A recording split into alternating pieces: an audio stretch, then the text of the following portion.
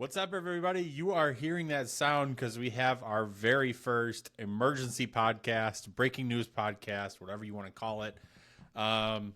It's a happy day for White Sox fans. It's one of two big moves that needs to happen to make us really happy in the long-term future. But for those of you who haven't seen yet, PEDRO GRIFOL has been fired as the White Sox manager. There have been some other moves that have been made as well. Sean, I will let you start and let you take the floor to give your thoughts. Yeah, I think before we dive into that, why don't you just mention the other moves that happened as well, since it was brought up. We can just cover them all there. Yeah, let me pull it up. I know for sure the third base coach was fired, but let me pull up the additional moves. Hitting coach, I think, was fired as well. Assistant hitting coach was fired as well. Here we go. Let's look at their official releases. PEDRO GRIFOL dismissed as White Sox manager. Let's see if they release the other names here as well. Okay. This one does not say. Do you want to give your thoughts while I pull it up? Yeah. This is something that I think everyone kind of knew was coming at some point, whether that was at the end of the season or, towards the end of the season, like where we're at now.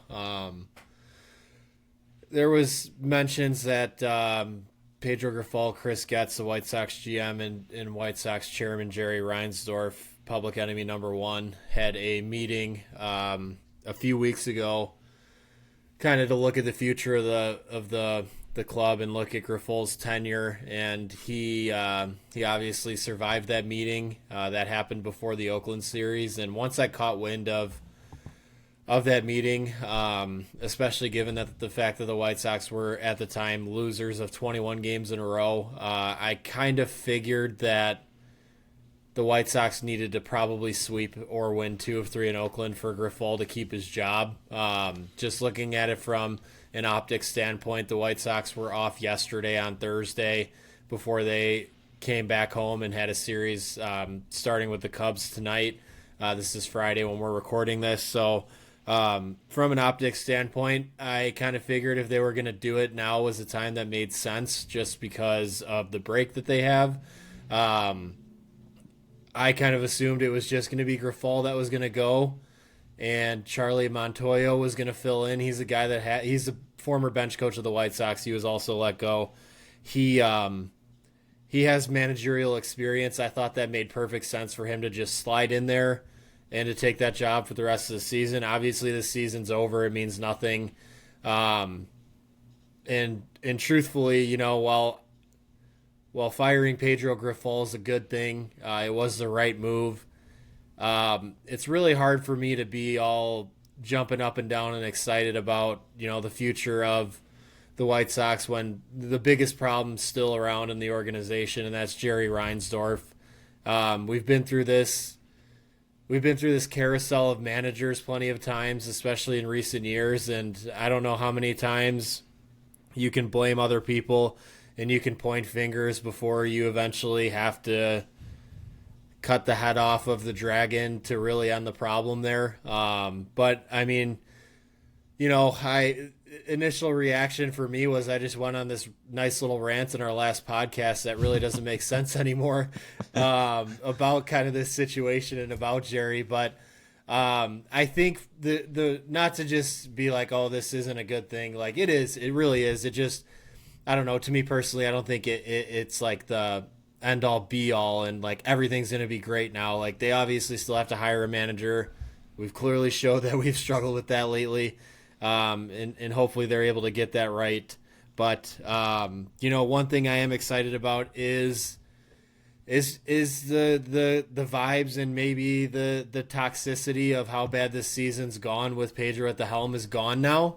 I did talk a little bit about how I was hoping, the young guys were having fun and enjoying themselves. I think there will be a little bit lighter of a mood around the team now, which will be nice.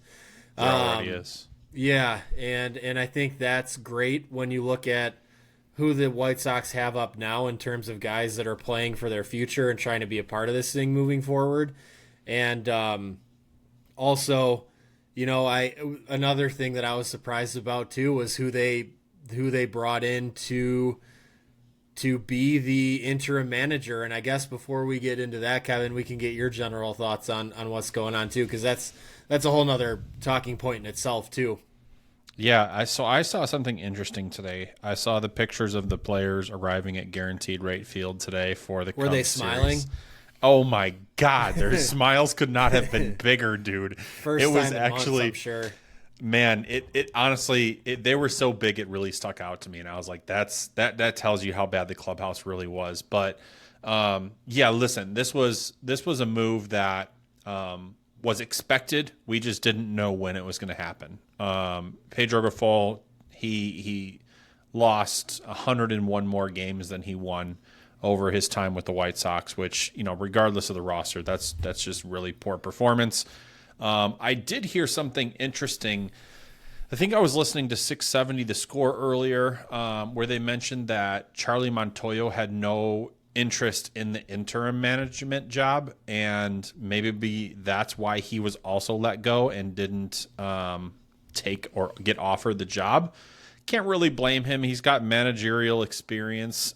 He's probably going to want to go on to an organization that's better run than the White Sox. So to announce some of those other moves that happened that I didn't have ready before, along with GRIFOL, the White Sox also dismissed Charlie Montoyo. He was the bench coach, third base coach Eddie Rodriguez, and assistant hitting coach Mike Tosar. So a couple different moves there. In their place, obviously Sean says Grady Sizemore is going to be the interim manager. Doug Sisson is going to be the bench coach. And then Justin Gershelli, I think is how it's pronounced, is going to be the third base coach. Mike Gellinger is going to be the assistant hitting coach for the remainder of the season. What's interesting about Justin Gershelli, he's actually the manager of the AAA team. So kind of cool for him to get a promotion in a sense during a really tough season. It's kind of a fun little silver lining there. He's someone that I want to bring up too specifically because I've been following the minor leagues closely for many years. I used to write about the minor leagues and stuff. And Gershell, I don't know quite how to pronounce it. I'm going to guess Gershelli's probably correct here. He's been looked at as a guy that could potentially be a manager for the White Sox down the road in terms of what the organizations had to offer internally for managerial candidates. A lot of people view him as probably the best option they have. So I think getting him up, I will say, based off the description of what the White Sox are looking for in their next manager, which if you want to pull that up or if you know that offhand, we can talk about that too. He doesn't quite fit exactly what they're looking for, but I still think it's probably a good thing for him to get some experience with the big league club, because if he doesn't get a managerial gig here, I'm guessing get a some sort of spot on the big league club, I'm guessing he's probably going to start looking for other organizations to go to. And if they really value him, I'm sure they will probably try to find a home for him here with the big league club. And maybe they're doing a little test with him here. So he'll be a good guy to have up here the rest of the way, and hopefully it leads to him being around in some capacity moving forward. Yeah, I don't know how much he'll be considered when you take a look at Chris Getz's comments. Now, again, you can take these with a grain of salt. This could be just him doing coach speak. But what he said was, we're focused on candidates that are currently with other organizations and in uniform. I think it's important to bring in a new voice, a fresh voice that's been too exposed in areas of this game that we don't currently have in our organization. I'm very curious and excited to learn more about some of these individuals, and then we'll get into the finish line and name the next manager. I feel like it's a fairly basic structure, very open-minded, but I certainly look forward to getting it started. He also made a comment where he said that he wanted to do this right now because he wanted to get a head start on managerial candidates, which actually, I'll give him credit, actually does make sense, because if you wait for the offseason, other teams are going to interview other guys, and this kind of gives the White Sox a leg up. Well, so here's the thing. I don't know this for sure or not, but I want to say I don't even think they could like formally interview someone until their season's over if they currently have a position with another organization. Yeah, I mean, I think it's just conversations are going to happen. You know what I mean? And I guess maybe I don't know. Conversations are had behind closed doors all the time. Like I don't think it gives them an edge. Truthfully, I think a lot of people aren't going to want this job, but I mean, whatever they got to do to convince themselves they have a leg up on the competition, by any means, go for it. Yeah, I'd be very curious to hear once you start hearing some of the names that are being interviewed. That's how you know how serious they're going to take this. But did you want to talk about any guys that maybe you would personally take a look at, or some guys that you've heard are linked to? Well, I want to talk about Grady Sizemore too, because we haven't really touched on that. Okay, yet. Let's start there. And it also transitioned into this too, because I think he is a candidate, and I think they're actually testing him out here. I know I believe he was with the organization last year. I could be wrong about that, but he's been with the organization this year for sure. We know that. He's young. He's, I guess if you want to call him up and coming, he's a former outfielder, mainly with the Cleveland Indians at the time, now Cleveland Guardians. Had a lot of success there. I'm going to assume pretty well-respected guy around, big league teams and organizations. And I think maybe the White Sox are looking to strike or catch, some up-and-comer before other teams do, and maybe they see Grady Sizemore as a guy that could eventually lead a club, and they want to get, a first-hand look at him, and it's easy to do that when you can just give him a little bump, and he's already in your org, and see what he's got the rest of the way. So, very interesting interim guy. I did not think it was going to be him. If you would have asked me who my top 5 to 10 realistic candidates were, I don't even know if I would have named him, to be honest with you. Not because I don't think he's qualified for the job, but I just really wouldn't have saw it coming. Truthfully, I didn't even really remember that he was in the organization, just because he does a lot of stuff behind the scenes, and I don't know for sure, but I don't think he's in the dugout. Well, now he will be, obviously, but just interesting and someone that is going to be worth watching, at least in my opinion, to see what his lineups look like, see how he handles certain in-game situations. How can he? Obviously, we know he's a great outfielder. He was a great hitter, but how can he manage a bullpen? How can you help run a pitching staff? Things like that. So it'll be interesting to see, his brain and how he does with all this, and the way he thinks about things. And I know he met with some media today. I didn't catch any of it, but I guess a pretty intriguing option. And if it doesn't work out, it's only about a month, so it doesn't really hurt us any more than this season already does. So why not? So he's actually got 45 games. He's got 45 games to see what he can do with this team. And actually, I was just on Twitter or X, Bruce Levine, who's pretty connected with the White Sox front office. I think he's boys with Jerry Reinsdorf. He said, one thing unreported to this point is that interim White Sox manager Grady Sizemore is under contract for 2025. So normally I wouldn't really take that too seriously, but if Bruce Levine tweets something about the White Sox, generally there's some smoke there. I don't know what the hell that even means about like the interview process, but it seems like he's going to at least get a shot. We'll see how these 45 games go. He was a very productive MLB player, especially against the White Sox. He was a White Sox killer for so long, and he was a guy that, man, I just wanted him on my team so bad every single year. Really good clubhouse guy, seems to be a good baseball mind. So for me, it's like I think now is the opportunity to take a step back, hand him the keys, and be like, let's see what you got. You know what I mean? Yeah. Like I'll have an open mind about it. Let's see what you got. Let's see how you do with this clubhouse that literally is at its lowest low, maybe in all time of the entire organization. But he's got 45 games to prove something. And honestly, maybe not even just to the White Sox, but to the rest of baseball. There's going to be other teams that fire their managers. Maybe they really like what Grady Sizemore did with the White Sox, and they want to give him a chance. So he gets a pretty cool opportunity here. He's got a good pitching staff to work with. Bullpen, on the other hand, not so much, but nonetheless, he's got a pretty good chunk of games to work with here. We got Grady Sizemore's first lineup as well. The Cubs and the White Sox are kicking off crosstown tonight. And it was interesting. His first lineup, he's got Nicky Lopez leading off. He's got Luis Robert hitting second. He's got Andrew Benintendi hitting third. Andrew Vaughn hitting fourth. Gavin Sheets hitting fifth. Miguel Vargas hitting sixth. Corey Lee hitting seventh. Dominic Fletcher hitting eighth. And Brooks Baldwin hitting ninth. So a little bit different of a lineup than we've seen lately with Pedro Grifol. I like Brooks Baldwin hitting ninth because you kind of got another leadoff guy down there, or a guy that can get on base, and he's been doing that quite a bit lately. Nicky Lopez in the leadoff spot. I mean, it's hard to argue your highest average on your team maybe should just hit first because he's apparently getting on base better than most people.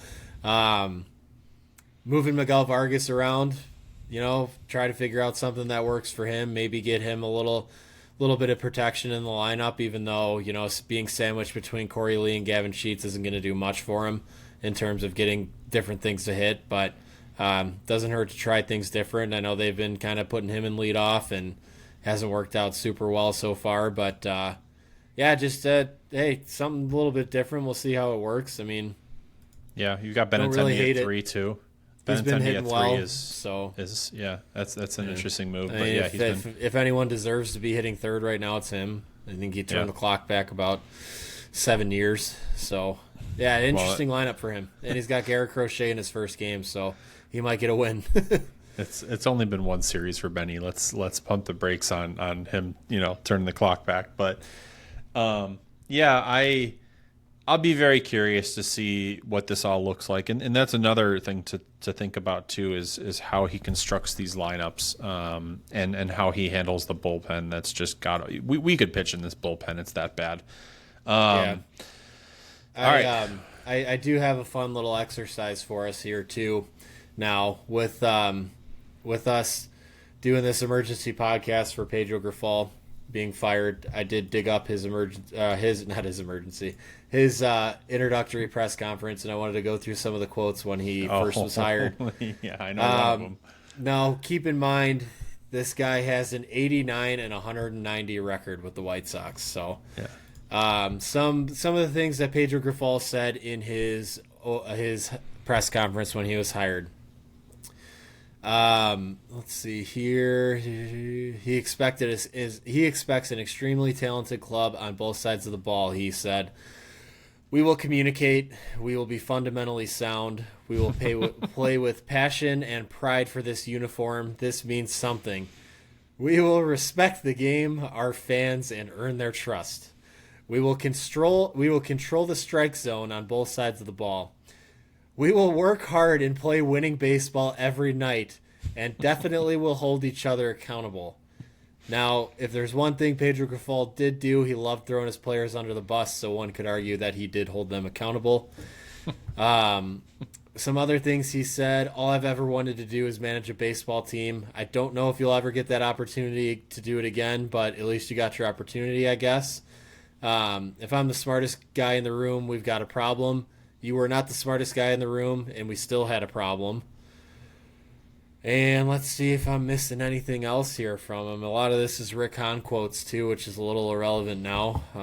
We're going to prepare every night to kick your ass. Yeah, he did say something like that, too. Yeah. So, just pretty funny looking back on that. And, obviously being at the point where we're at now, at the time I didn't really have many thoughts about them hiring Pedro Grifol. I just probably didn't think it would have went this bad, truthfully. This is about as bad as it can get. But, I think it's crazy it took this long, but at least they did it, right? Well, I think it's one sign, Sean. I think it means we need to start clearing house of Royals players or ex-Royals players. I think that this is the time. This is the time that we start just flushing all of them out because we know where he came from and we know the Sox have a ton of ex-Royals. I was even just looking for quotes from other people that talked about Pedro Grifol when he was hired for the White Sox, and had a hard time even finding those. So that kind of just tells you all you need to know. And obviously, like, there's going to be people in Pedro's past that are going to say good things about him when he's, offered a general manager job to coach the White Sox, but it was hard to find any nice things that were said about Pedro. So yeah, I'd be hard pressed to believe that he'll get a managerial gig. I don't know if you saw this though, but your Miami boy Yonder Alonso is publicly campaigning for Pedro Grifol to be the manager of the Marlins. Well, we might just do a trade with them. Very well could. We'll take Skip Schumacher. They can take Pedro Grifol. Yeah, I just thought he was like, "Oh, Miami will love him. We need Miami boys here," and I'm just like, "Dude, like." It's because he's duolingual. That's because he can speak Spanish really well. That's probably why. I'm sure he's got some type of ties back to Miami. But segueing here into our next thing, which kind of fits what we're going to talk about next. Yeah, so I want to take an approach. I want to take an approach here. So I want to take one name that maybe you've heard or that could be a common name that you'll hear. And then I want you to pick one kind of like under the radar name that you think could be considered for this job. I'm happy to start if you want, if you don't have your names ready. No, I can go. Okay. So I said it the day he was fired, and I'm going to probably stick with it for most of this offseason. I think Skip Schumacher probably gets the job. That has been a rumor for quite some time, and Skip Schumacher is currently the manager of the Marlins, and Marlins had a change in front office. This is his second season there. All the new front office people that came in did not hire Skip Schumacher, so they've already committed to going their separate ways at the end of the year. To no surprise, front office wants to be able to hire their own guy. It's kind of is what it is at this point, but you might look at Skip Schumacher and you might think like, oh, he's the manager of the Marlins. I don't know if I really like that. The Marlins are kind of bad, and rightfully so. I get that, but one thing to keep in mind is he did take the Marlins to the playoffs last year. They won 84-78, and they made the wild card round, which is all things considered with how the Marlins are. They're about as equally poor of an organization as the White Sox, if not a little bit worse. That's pretty impressive that he was able to take them to the playoffs. And one thing that I like about Skip Schumacher, I'm not going to sit here and tell you I know everything about his philosophy, the way he manages, how he goes about his business, things like that, because I really don't. But he's young, he's 44 years old, and the two things that stand out to me the most that I like about Skip Schumacher is what organizations have made an imprint on him. He came up as a player in the St. Louis Cardinals organization. He also played in the Los Angeles Dodgers organization. Those are two of the best organizations in baseball. I think if you have a chance to pluck anyone from those organizations, it'll probably lead to good things. So I like that. So that was obviously his time as a player. Now he also did coach in the St. Louis Cardinals organization during the 2022 season as well. So player and coach there, obviously probably learned a lot, and many things that would benefit a franchise or organization like the White Sox. So definitely would like to bring his brain on board, and I think he would be a good hire as well. So he's been he seems like he might be the favorite. He's also the guy that I think is probably the most realistic for the job, but that's just right now. A lot could change, and you never know. Like Miami could turn around and say, hey, actually we're going to keep Skip Schumacher. I know Marlins media and fans are, if they had the choice, they wouldn't be opposed to keeping him. So kind of interesting there, but seems like it's more than likely that he'll be a free agent, and I think he'll be someone that the White Sox are interested in. So he's my name. Who's yours? Then we can go into underground, underrated. So mine is going to be the name that we've heard a lot, and I have a reason why. So Terry Francona. Terry Francona is obviously very familiar with the AL Central, being the Indians/Guardians skipper for a while. His pedigree and his resume is very impressive. He stepped away from coaching due to health reasons. Here's what I found that I really liked, other than his resume. He's always found a way to get the most out of the teams that he's led. Terry Francona, he's only 65 years old.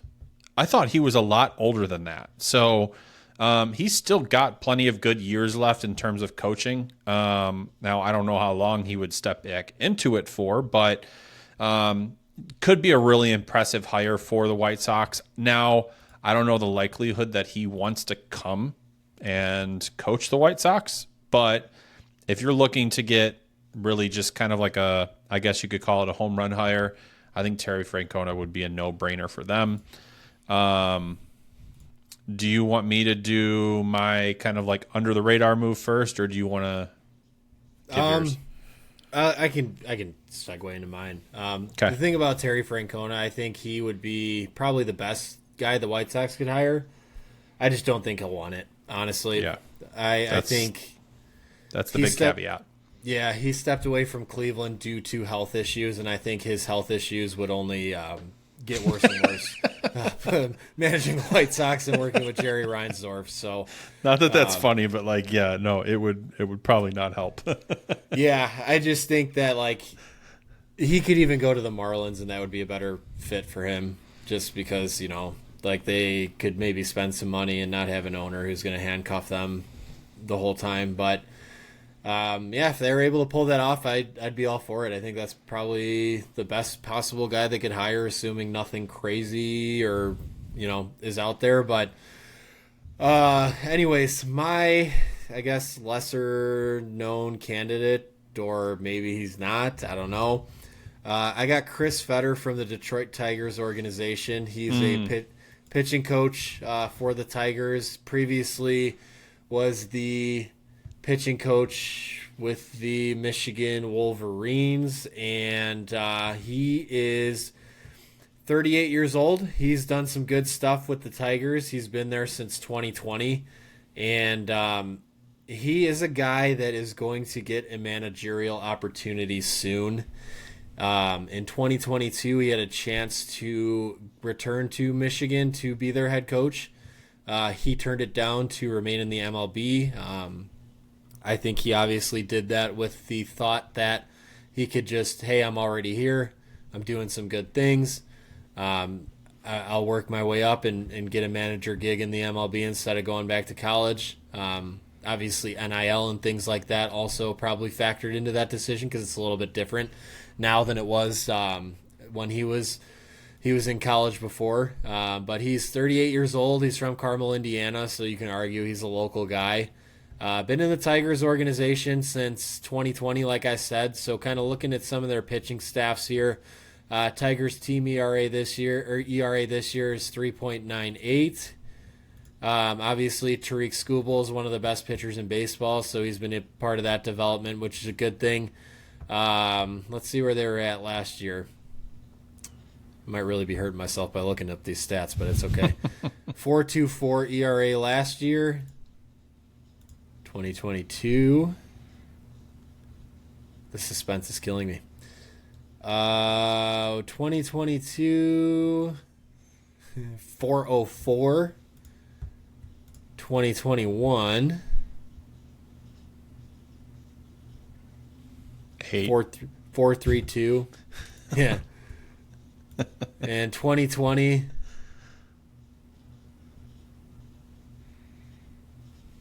2020, they were dead last when he took over at 5.63. Where were they at in 2019? Because now your boy is curious.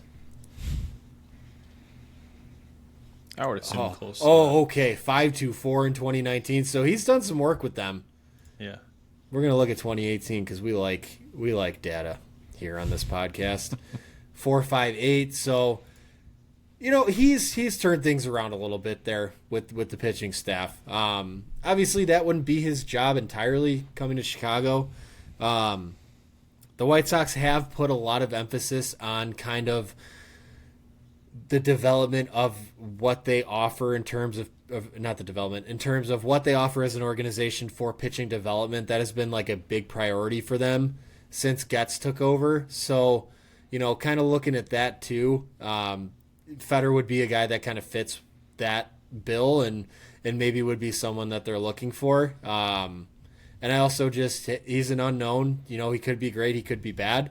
But I think for the White Sox, you kind of got to gamble a little bit. You can't really get too complacent or comfortable with some of these options and go with something that's familiar or go with someone from the Kansas City Royals organization. Please don't.